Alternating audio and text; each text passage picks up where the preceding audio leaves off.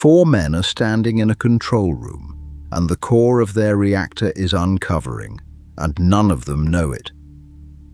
It is the small hours of Wednesday, the 28th of March, 1979. A valve the size of a fist has jammed open above the reactor.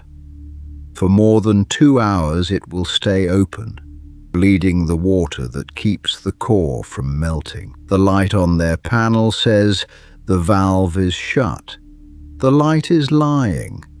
And so the crew does the one thing that will make it worse. They reach for the emergency water pouring in to save the core, and they turn it down. To understand how 4 trained men starved a reactor during the exact accident they were trained to stop, you have to rewind before the alarms, back to a quiet room. 3 Mile Island sits on a sandbar in the Susquehanna River near Middletown, Pennsylvania, about 10 miles southeast of Harrisburg. 4 cooling towers, each 372 feet tall. At 11 o'clock the night before, the overnight shift walked into the Unit 2 control room. 4 men, all trained in the Navy's nuclear program.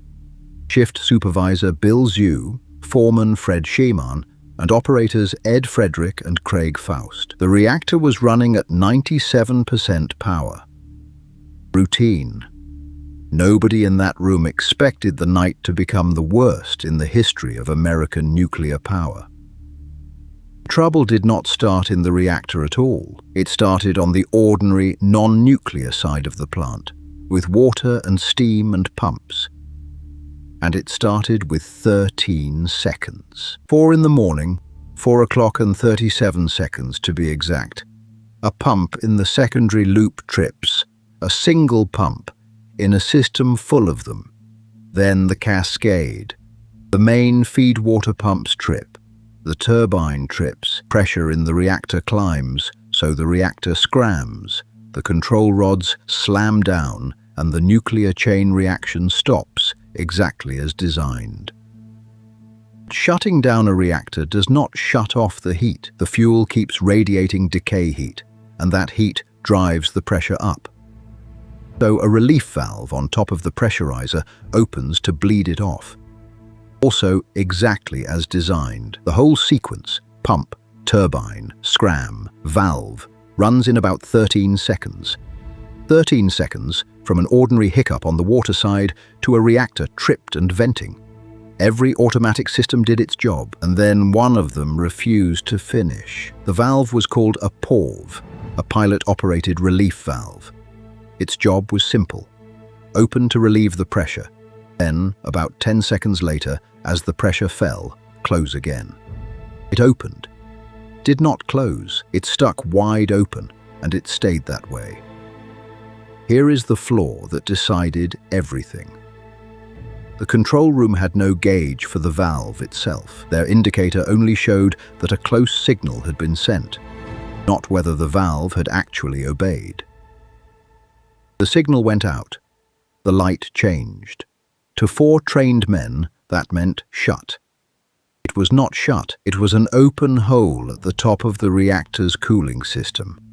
And through it the coolant was draining away, second after second, into a tank on the floor below.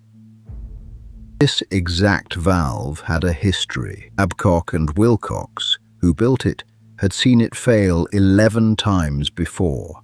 9 of those times stuck open. The Kemeny Commission would put that number in the record later. That night, nobody in the room knew it. As the coolant escaped, the plant's own defenses woke up. Emergency high-pressure injections switched on automatically, forcing fresh water into the reactor to replace what was leaking out. The machine was trying to save itself. Then the operators looked at the one gauge they trusted most, the pressurizer level, and it read high, too full. That reading was a ghost. Steam was forming where there should have been water, and the voids were pushing the level up. A false high on a system that was actually draining dry. But the men in the room did not know the valve was open. All they saw was a system that looked over full and emergency water flooding in on top of it. So they did the thing that made sense with the information they had. They throttled the injection back. This is the inversion at the heart of 3 Mile Island. In the middle of a loss of coolant accident, the crew turned down the water meant to keep the core covered. Not from panic, from a lie told by their instruments. How the physics took over.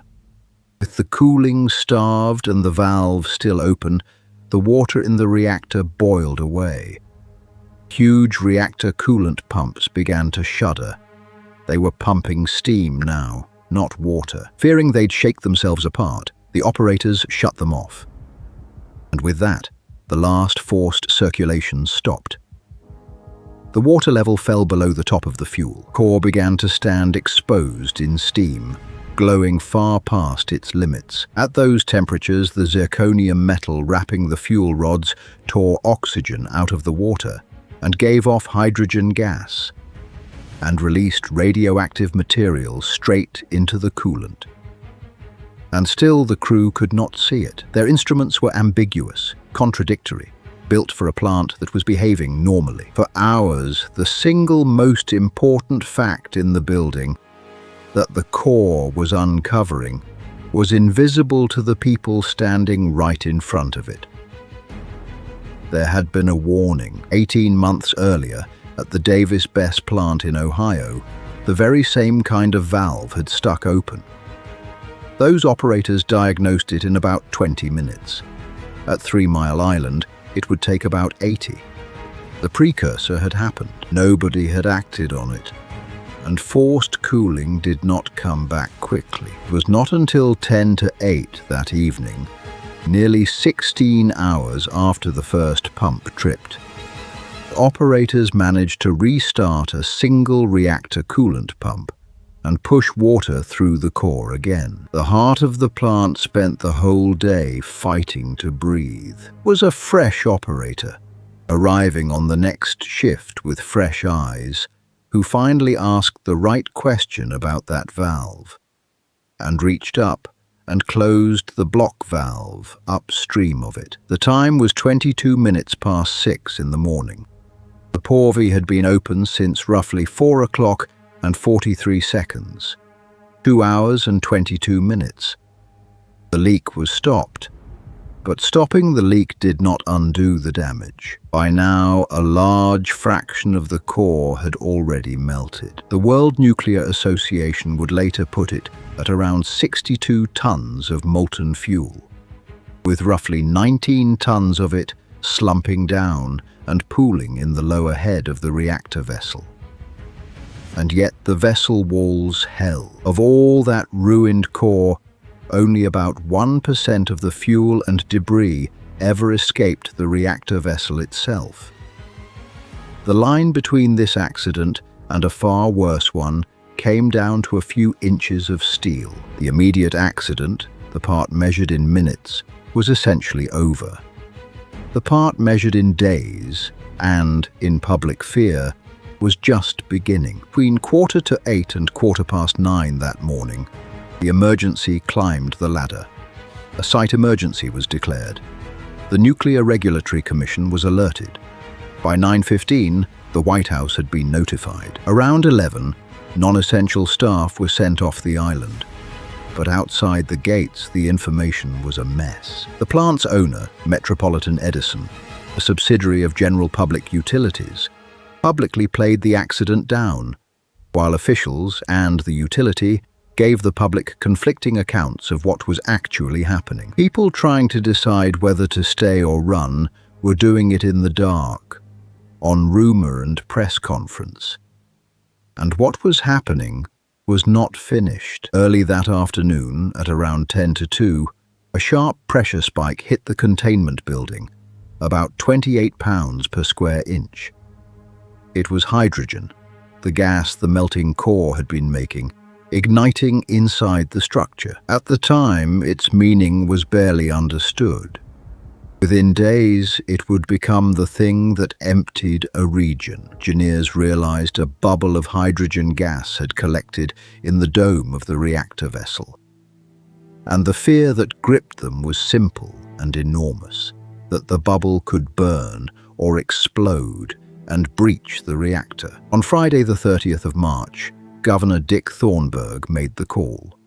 He advised pregnant women and preschool children within 5 miles of the plant to leave, and he closed the schools.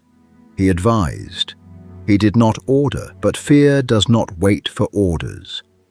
An estimated 140,000 people left the region on their own. To steady a frightened public, the government sent its own man, Harold Denton, to speak from the site. And on Sunday, the 1st of April, President Jimmy Carter and his wife Rosalind walked through the Unit 2 control room themselves. Carter had been a Navy nuclear officer. He knew exactly what these rooms were. By then, the experts had reached their verdict on the bubble. It could not ignite. There was no free oxygen inside the vessel to feed a fire. The thing the whole country had held its breath over had never been able to explode at all. 27th of April, the reactor reached cold shutdown, cooling at last by natural convection. Unit 2 was destroyed. It would never run again. The final tally was grim and strange at once. About 45% of the core had melted, roughly half by some accounts, with a large majority of the fuel rods damaged. Yet the vessel held. This was a partial meltdown. The reactor was not breached, and the worst-case escape never came. The radiation that reached the public was small. The Nuclear Regulatory Commission put the average dose to the roughly 2 million people in the area at about 1 millirem above natural background, less than a chest X-ray. Government reviews and Pennsylvania's 18-year health registry found no measurable health effects, though a minority of independent researchers still dispute that. Most of what escaped into the open air was radioactive noble gas, around 370 petabecquerels of it, mostly xenon and mostly short-lived. The cleanup took about 12 years, ran to roughly $973 million, near enough that most people just call it $1 billion, and shipped 342 canisters of fuel off the island. Defueling finally finished in December of 1993. The accident rewrote the industry. That October, the Kemeny Commission delivered its report. A new watchdog for the operators themselves, the Institute of Nuclear Power Operations, was founded the same year. 3 Mile Island froze the growth of American nuclear power for a generation. And all of it, the exodus, the president, the ruined core, the decade of cleanup, traced back to one valve that stuck open and a light that said it was shut. The core sat uncovering, and the crew did not know, for 2 hours and 22 minutes.